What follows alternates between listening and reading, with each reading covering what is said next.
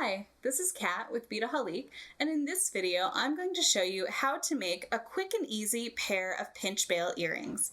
Now the only tool that you're going to need is just one pair of chain nose pliers, and that's going to help us out when we attach our earring hook later.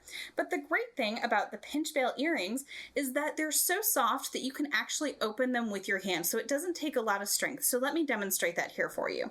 So I'm going to use these little diamond shapes here, and these are really cool. So this is what the pinch bail looks like from the side. You can see that it's got those two little prongs there on the side, and then we're just going to separate it, and let me sort of flip it this way. So we're just going to separate it just enough to fit our bead in there.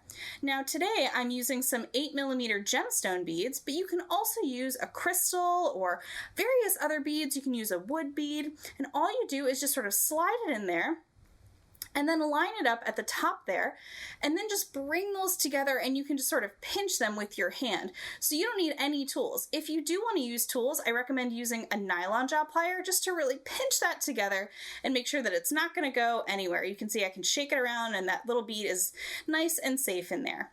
So that's one part, and then the second part, we're going to use this little earring hook here.